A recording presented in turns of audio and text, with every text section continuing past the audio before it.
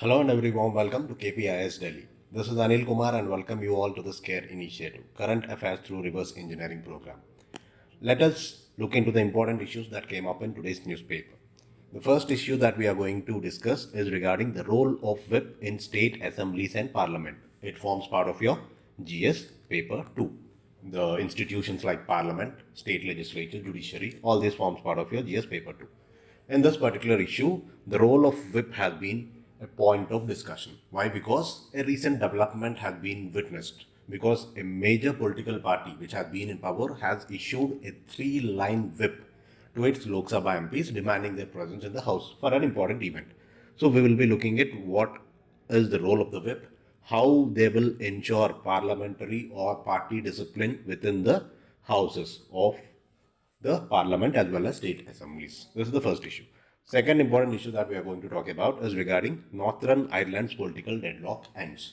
It forms part of your GS paper 2 again, International Relations, India and World Nations. So there has been a political crisis after 2022. Since 2022, there hasn't been any form of political dispensation which is ruling this Northern Ireland. So political crisis is existing since 2002, which has left Northern Ireland without any functioning administrative system. So we will look at what is this particular issue in Northern Ireland. Third important issue that we are going to discuss is regarding the Uniform Civil Code. Recently, the Uttarakhand cabinet has cleared this Uniform Civil Code. It also forms part of your GS paper 2. Fundamental rights, directive principles of state policies and issues which are related to women and all. So, as you all are aware, recently the Uniform Civil Code draft report was approved by the Uttarakhand cabinet and it is likely to be tabled in the state assembly, which will become an act. The final issue for today is regarding the repo rate. Repo rate likely to remain unchanged for the 6th time. It forms part of your GS paper 3. Monetary policy, growth and development, RBI and its monetary policy tools. So recently, the Monetary Policy Committee of the RBI is expected to keep the repo rate unchanged at 6.5%. What are the implications of this repo rate? And all we'll be looking into this. So alright, let us begin with the first issue. The first issue is regarding the role of whip in India. The role of whip in state assemblies as well as parliament. So firstly, you need to understand what is this concept of whip and also what is the role accorded to whip and its importance in the functioning of state legislatures as well as parliament. That we have to see. So initially, the first question is, who is a whip? That's the first question.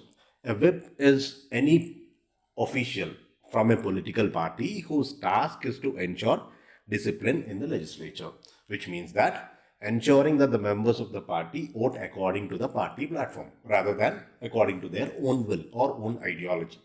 So this whip ensures that the members of the party will ensure parliamentary or party discipline.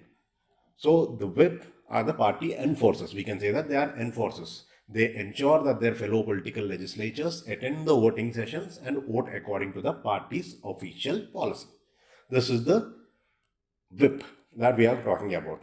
When it comes to India, in India, the concept of whip, which we are talking, was inherited from colonial British rule. So every major political party appoints a whip who is responsible for ensuring party discipline and behavior of the party members on the floor of the house. Is it clear?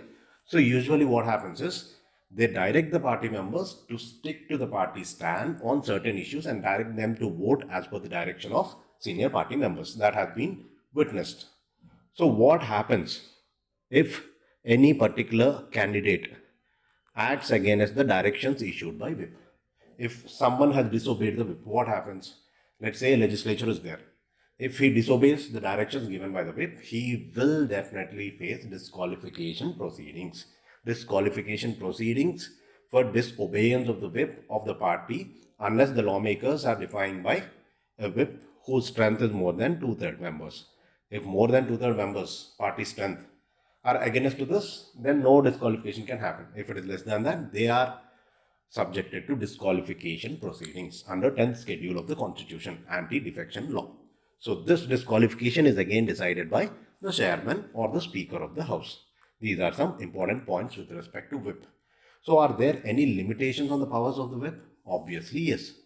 There are certain limitations or restrictions on the powers in certain cases. Cases like if there is a presidential election, where the whip cannot direct any member of parliament or the member of legislative assembly to vote in a particular fashion.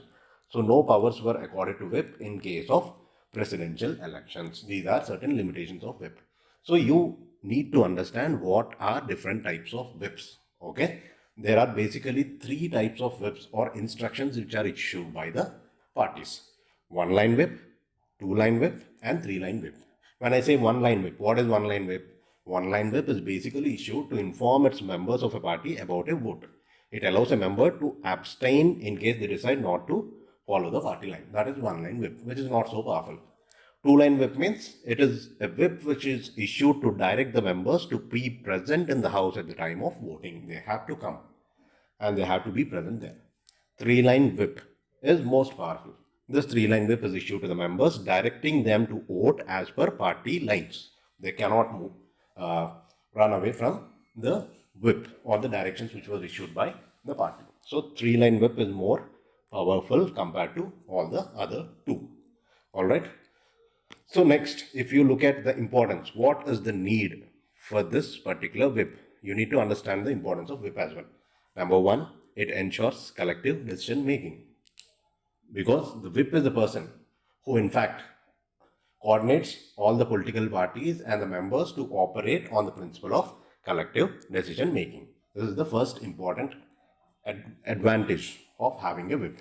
Second is it can also ensure or fulfill electoral promises as well. The whip ensures that the party agenda is advanced, or for essential and smooth functioning of democracy, it is necessary on the part of the whip to ensure electoral promises are reached or advanced. Third is it can also maintain policy cohesiveness. When I say policy cohesiveness, that requires the party to work together as a cohesive unit rather than members acting on their own choice. So a coordinated manner and functioning is important with respect to all the legislative matters. So it ensures policy cohesiveness. Next is it ensures party discipline. Obviously, to prevent any sort of situations, political parties appoints whip who are in turn responsible for ensuring party discipline and ensuring that all members vote in accordance with party's positions. Finally, electoral promises, as I told you. These are the advantages of whip. Now, what are the various judicial or what are the various cases with respect to this power of disqualification, or what you call the powers of whip? First important Supreme Court judgment is in the case of Quixote Holland versus Judge Lu in the year 1992. In this particular judgment of Quixote Holland case, the Supreme Court has clarified that 10th schedule of the Constitution, which talks about the disqualification on grounds of defection, is limited only to votes on matters integral to party policies or motions of confidence or no confidence. Any other grounds cannot be subsumed under 10th schedule under this particular Supreme Court judgment, Quixote Holland case. Subsequent judgments have also been passed with respect to this particular issue. Another important landmark judgment is Jagjit Singh versus State of Haryana in 2006. In this particular case, the Supreme Court also held that the power to issue a whip is subjected to judicial review, which means that parties can take disciplinary action against any member who defy a whip. Such action must also follow the principles of natural justice and it cannot be arbitrary or discriminatory. It is what is mentioned by Supreme Court in this particular Jagjit Singh versus State of Haryana case. Third important case with respect to this particular issue was Rajendra Singh Rana versus Swami Prasad Maurya and others in the year 2007. In this particular case, the Supreme Court ruled that a whip cannot be issued on private members' bill, as these bills are introduced by individual members and not the party. So these are the three important landmark judgments with respect to this whip. Alright. Now, as we have seen the whole issue, the role of whip is very crucial in maintaining party discipline and facilitating the smooth functioning of legislative businesses. So that is why the parties has to ensure that the members vote in a coordinated manner and it should lead to legislative efficiency. Alright. So let us solve an MCQ with respect to this particular topic. Consider the following statement with respect to whip. A whip refers to written or verbal order issued by election commission to national party. Is it true? No, it is not issued by election commission to any national party. It is basically a written order which is issued by a political party to its members. Statement 1 is wrong. Second, the term whip originates from the British practice of whipping in lawmakers to ensure party discipline. Obviously, this is true. Here the answer is B. Similar question has also been asked in UPSC Prelims 2022 regarding anti-defection law in India. Please try to attempt this particular question as well. Now moving on to the next important topic, which is regarding Northern Ireland's political deadlock. This forms part of your GS paper 2 as well. So why is this particular issue in news? As I told you, recently the Irish nation of Ireland made history by becoming or forming a government which came to work after 2-year boycott. After 2 years, first time the government has been formed. So the Parliament of Ireland was basically paralyzed over certain trade rules which were in place between the European Union and between the United Kingdom, which necessitated the Brexit. So because of this trade related rules, the deadlock has been established in Northern Ireland. So no government was able to form from the past 2 decades. So in order to understand this, you need to understand the whole story of Northern Ireland. So what is the governance system of Ireland is the first important thing. When you talk about Northern Ireland, basically Northern Ireland was created in 1921 by partitioning from Ireland, and it consists of 6 northeastern countries of Ireland. In the year 1922, the rest of Ireland gained independence from the British and it was regarded as Republic of Ireland, while with its capital at Dublin. Whereas this Northern Ireland remained part of United Kingdom only. But tensions have been simmered between the two sides.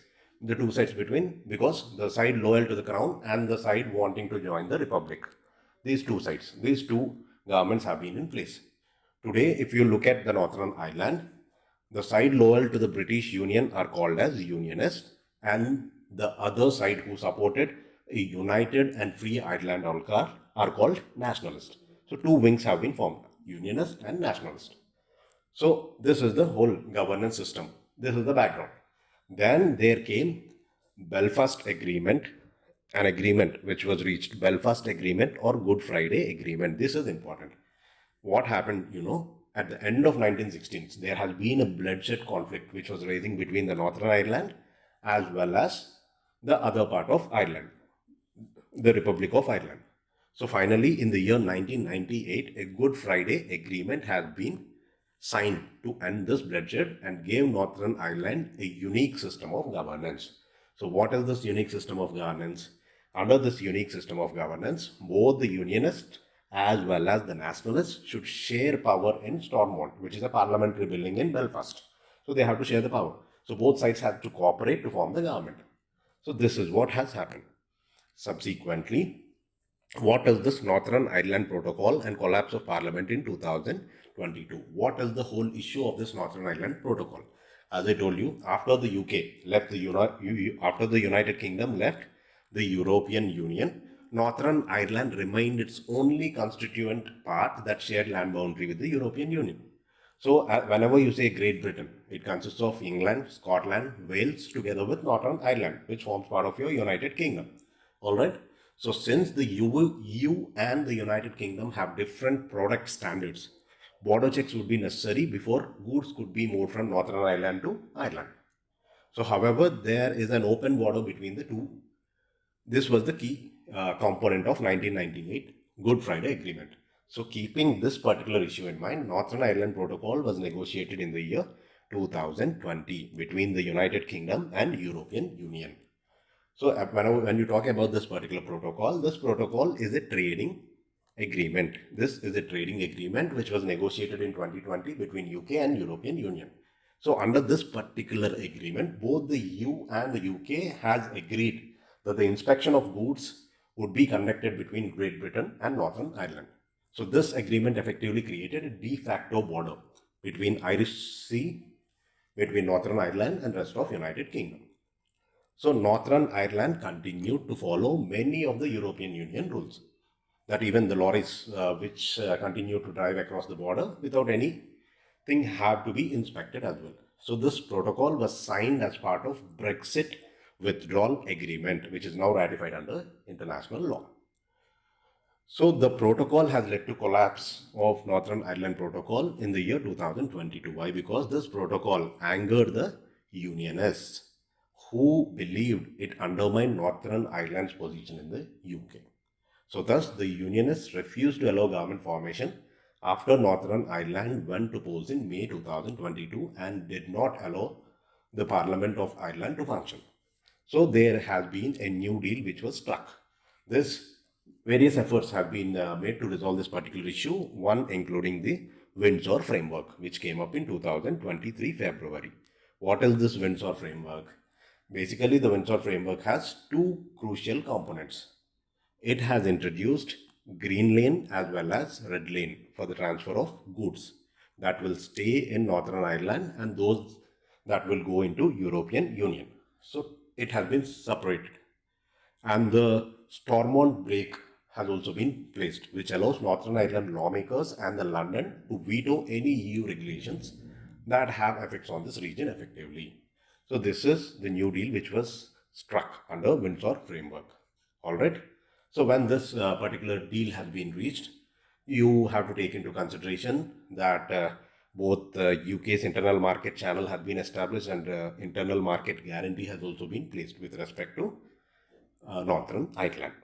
So under this deal, the government has accepted and they came into power. This is the whole issue of Northern Ireland. Now, let us solve an MCQ with respect to this particular question. Consider the following statements. Troubles was the name of 3 decades sectarian violence in Spain that was ended in 1998. Is it in Spain? No, it is related to Ireland. This is wrong. Statement 1 is wrong. Under power sharing rules established as part of Northern Ireland's peace process, the administration must include both British Unionists as well as Irish nationalists. This statement is true. So answer is option B.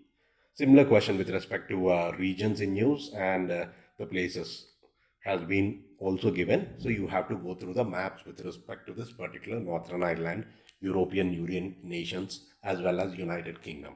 All the countries, their bordering states, the seas surrounding them, everything is important from examination perspective.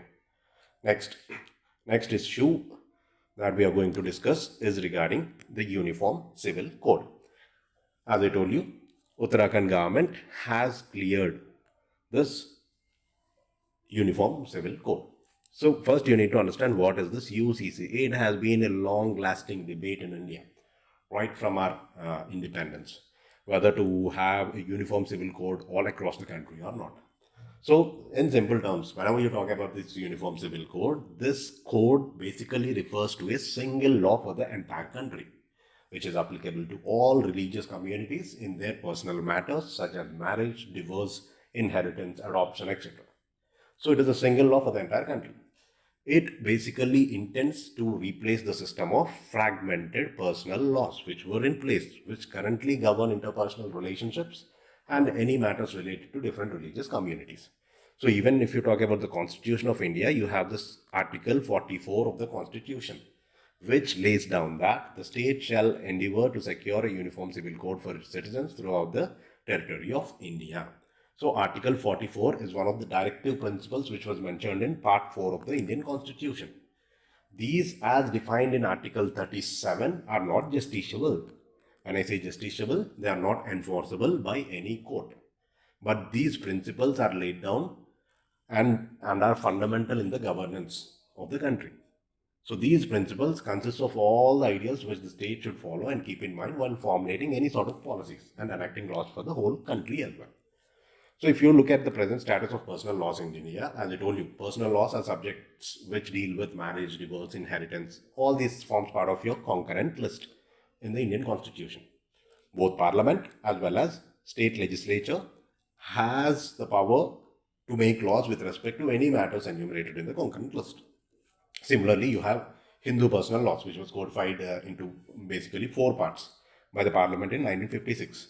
Hindu Marriage Act 1955, Hindu Succession Act 1956, the Hindu Minorities and Guardianship Act 1956, and Hindu Adoption and Maintenance Act 1956. So the term Hindu in this particular personal law also includes your Sikhs, Jains, Buddhists for the purpose of these particular laws. So you have different types of personal laws. There is an exception in India. Goa is an exception because Goa at present is the only state in India which have a uniform civil code. Because prior to that, you have this Portuguese Civil Code of 1867, which continues to be implemented in India after the annexation of territory in 1961. It applies to all Goans, irrespective of their religious or ethnic communities. So what is the need for a uniform civil code in India? Why do we need it?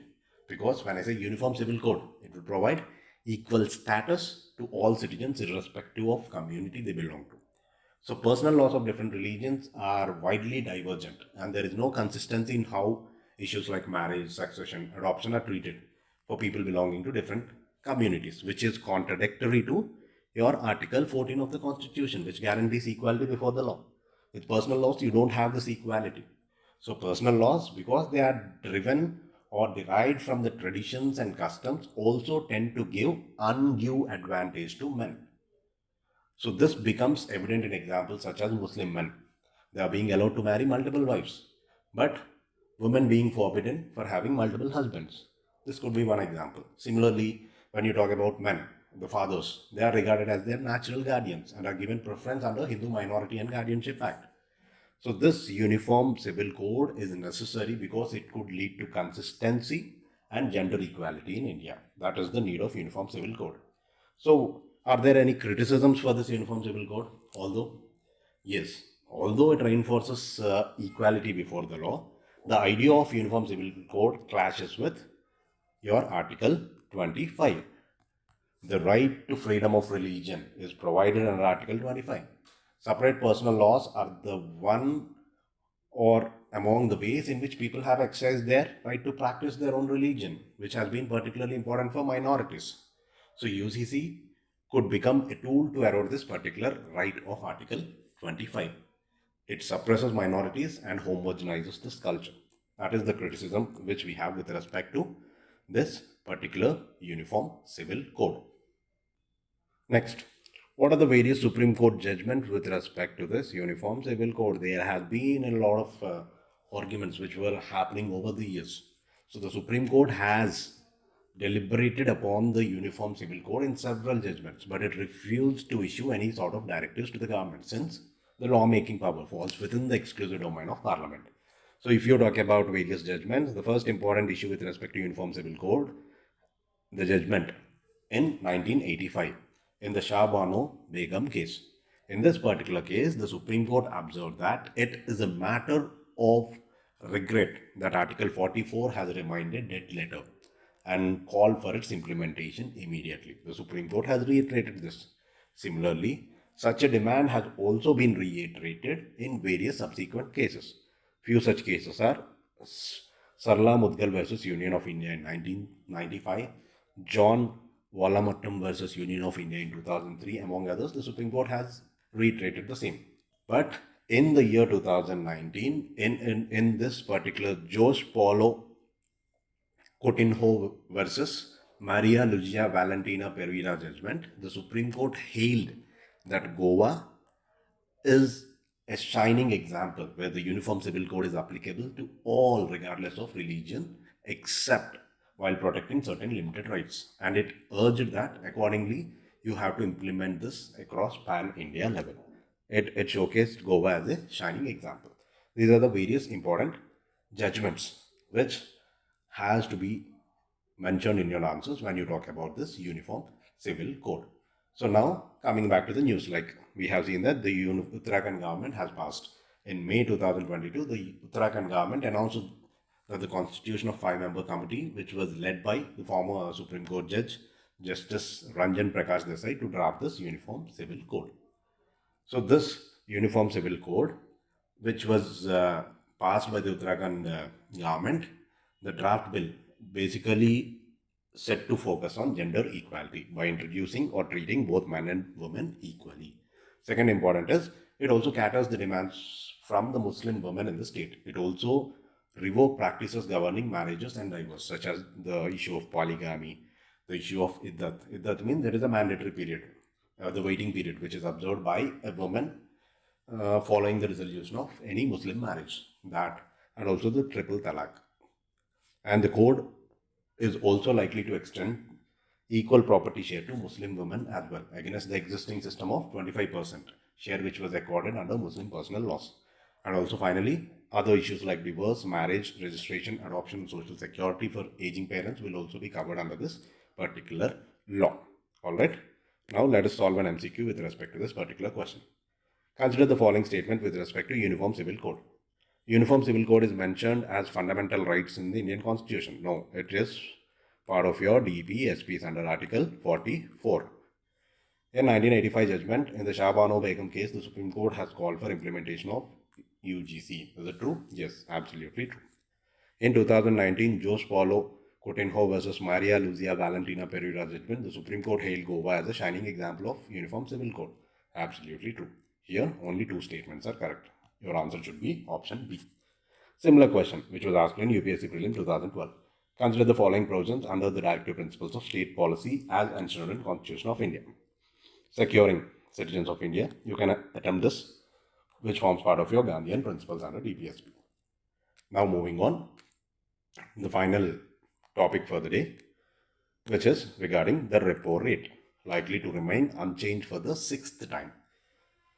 As you all are aware, repo rate or repurchase rate, it is basically the rate at which the RBI lends to other banks for buying securities based on an agreement that the bank will repurchase these securities at a later date. So, repo rate is the rate at which RBI lends money to various other banks. As simple as that. So, basically, this is used by the RBI as a tool to control inflation in the country. Whenever to control inflation, inflation can be controlled by regulating money supply in the economy. Yes or no? So, in order to ensure inflation or control inflation, money supply has to be in permissible limits. For this, the RBI is using this tool of repo rate. So, when repo rate is increased, what happens? Banks will have to pay higher interest. Yes or no? Higher interest has to be paid by the banks to the RBI, which in turn will be collected from its retail borrowers. Thus, loans in general will become so much costlier. When the repo rate is decreased, what happens? The banks will lower down their lending rates, which is beneficial for retail loan borrowers. This will help promote growth and economic development of the country. Money supply will be increased in this case, whereas money supply will be decreased in this particular above case. When repo rate is increased, money supply will be decreased. When repo rate is decreased, money supply in the economy and growth and economic development will be increased. So what is this whole issue? As the statement says, the repo rate is likely to remain unchanged for the 6th consecutive time. The present conditions, as you could witness, they have been not changed by the RBI according to the Monetary Policy Committee meeting which was held recently. So the repo rate has been placed at 6.5% for the last 4 Monetary Policy Committee meetings. That's the factual information that you have to note. So why the RBI is expected to keep this repo rate unchanged? What are the existing conditions in the market? Number one is your food inflation levels. Raising inflation or the raising prices of vegetables has led not to change this repo rate. Second is the core inflation within your economy. It was around 4%. It was not necessary to lower repo rate, and we can maintain that. And the thing is the retail inflation levels as well. The consumer price based inflation CPI dropped from 5.02% in the September to 4.87% in October 2023. But this retail inflation was above RBI's target of 4%. So you cannot alter or change this repo rate now, keeping this condition in mind.